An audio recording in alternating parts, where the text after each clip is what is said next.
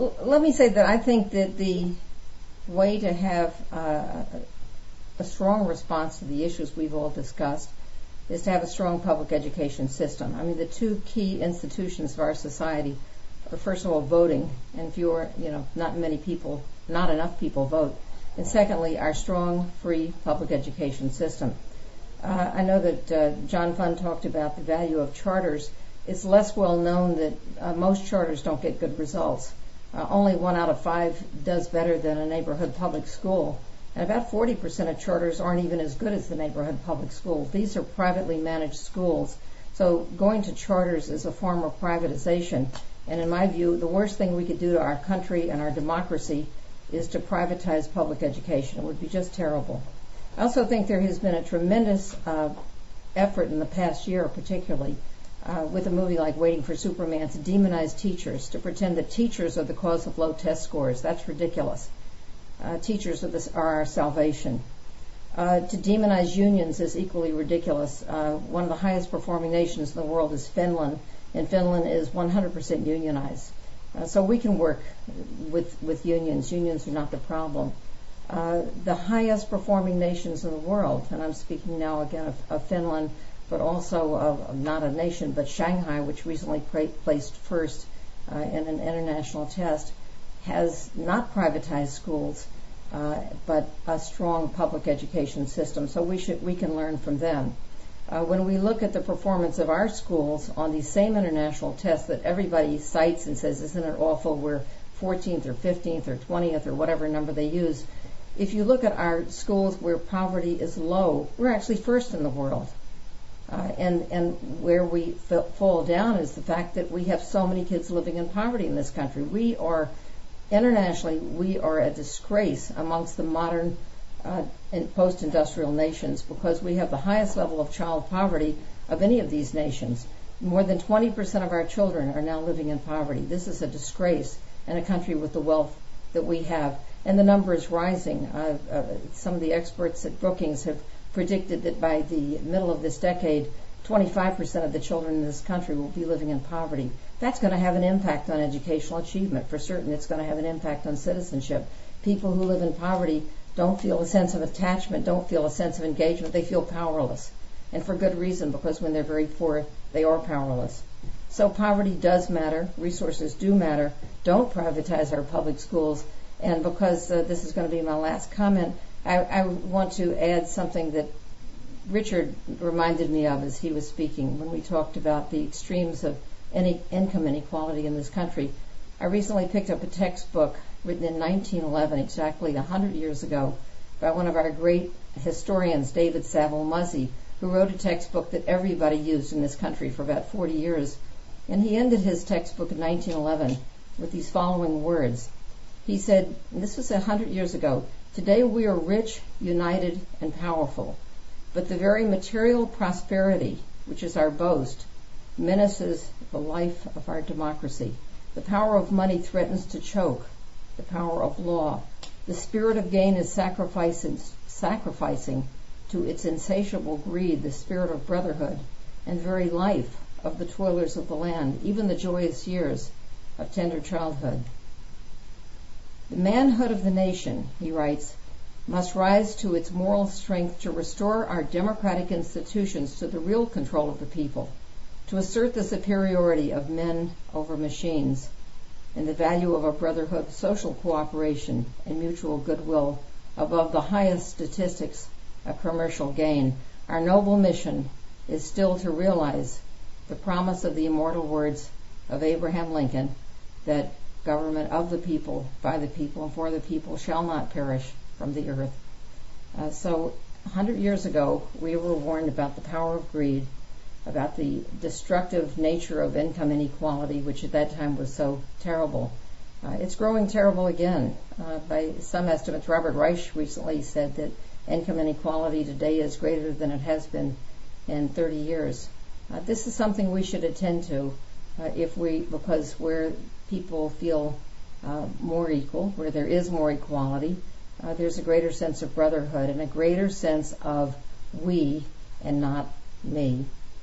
So that's our challenge. Thank you so much, Richard, for enabling me to be part of this important conversation. Thank you very much for having me. Thank you, Diane. Bruce, you're next with the road back. Yeah, thank you very much. I wanted to make a comment on Richard's standardization that he was talking about. I would hope that as we move forward with that thought, or as he moves forward with that thought, that we involve the universities, particularly the teaching universities that we have in the cities of our great nation. We cannot create something and hand it to them and expect them to use that to teach our teachers. They need to be involved in it. The young men and women that are coming to our universities that want to be teachers and teach our children and their children, okay, are dedicated to doing that. They must be handed the tools. You don't learn to be a naval aviator by somebody just hand out you practice. Okay, you're given the tools and then you practice. And we have to do that. We have to start with the roots of our teachers at our universities so that we can bring the children along. It's very, very important and all. Getting back again, pulling us back to the center, the issue for us is what are we going to do about the generations that are coming forward that are going to lead this country? How are we going to teach them?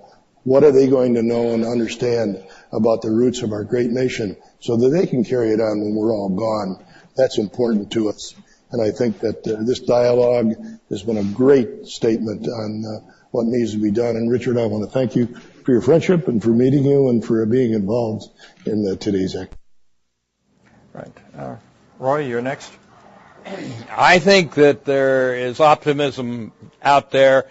It's strong. And it's tied to many things, but one of them is the globalization and the use of the internet and technology. I mean, we are now living in a different kind of a world, and we're going to learn from a whole lot of folks who are in this world. Educationally, 25 nations do a better job than we do right now, and we're slow to wake up to that, but we can gain from learning from others, and I think that's a good sign. Secondly, as a world power, the United States is beginning to learn the limits of its power. Our experiences in Iraq and Afghanistan, well-intentioned though they may be, are certainly still teaching us lessons that there are limits to what we can and should try to do as a great nation. I think that this realization that we live in a world of we, a global world, and I finally would say there is a spirit in the American people of resilience, of response to challenge, of creative and pure grit that I think is phenomenal, and I therefore feel optimistic about it. Fantastic. Rick? Thanks, Scott. Road back. You opened this segment by saying that you wanted us to offer Rays of Hope. So websites like VoteIQ, and there are others out there, those are signs of Rays of Hope. There are sites with real information where you can help educate yourself about what's going on in this country. I think that's important. Also, let me just say as an educator, as a professor, if you are a professor, please encourage your university or your community college to require that people take current events quizzes weekly so that we know that they are reading the newspaper. Before 1965, a majority of Americans got most of what they know about what's going on in the world from newspapers. Since 1965, it's been from television. I was in the TV business. Believe me, TV is a terrible transmitter of information about our world, about how our world really works. It focuses on what's entertaining, not on what's substantive. Have those kids in your classes take weekly current events quizzes. Require it. Require it. I was teaching a graduate school class in journalism at a major university in Washington, D.C. a few years ago. My students, it turned out, they were journalism majors, and they weren't reading the paper. So finally, I said, I'm training you to be journalists, and you're not reading other journalists. Who do you think is going to be reading what you're reading if you're not reading journalism? So I said, okay, we're going to pretend like, you're in the 8th grade, and I'm going to give you a current events quiz. So we started doing weekly current events quizzes. And it actually worked. I said, it's 25% of your grade. By the end of this term, they were actually reading the paper, and they were getting high scores. I don't know. I never did a follow-up, so I don't know if they continued reading the paper, but I at least was trying to inculcate that habit. My parents and my school got me to read the New York Times every day beginning in the 8th grade. And I haven't stopped. My 83-year-old mother is still reading the New York Times and the Wall Street Journal every morning when she gets up. It's really, really important. One other thing on this, and then I'll pass the baton. There's been a demonization of the media over the last 30 years that in many cases was warranted. There's no question that there is a leftward tilt to some newspapers. The New York Times undoubtedly has a liberal bent. But there is a far difference between saying that the New York Times has a liberal bent and concluding that therefore you cannot trust it to deliver basic information. 2 years ago, the Washington Post, at the height of the election between Obama and Hillary, during the primary season, sent a reporter out to Findlay, Ohio, which styles itself Flag Town, Flag City, USA, because they've got more flagpoles per square foot than any place else in the country, supposedly. Well, he goes out there and he starts going down a street, ironically called College Avenue or College Street. And he's asking people over and over again the same questions. What do you think about Barack Obama? Over and over again, he kept hearing two things. One, he's a Muslim, and two, he wasn't born in this country. One poor guy said, you know, I heard from my cousin that he actually is a Christian and he was born in Hawaii.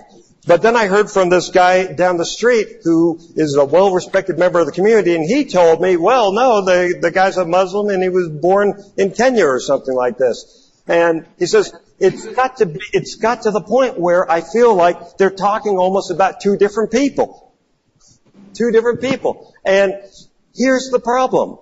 He was not trained in civics. He has so been misguided by the demonization of the media as to believe that if he went on the website of the New York Times, he couldn't find out what the main religion was professed by a presidential candidate and by where they were born.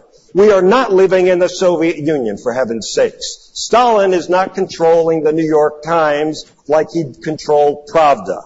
So please, you want to claim that the media has a liberal bias? Great, go ahead, make that argument. I think you can make that argument. But don't go overboard to the point where millions and millions of people in this country, in some states it's a majority, don't know that they can trust the major media to tell them the basic facts. Otherwise, we give into a conspiracy-minded paranoia which disserves our democracy.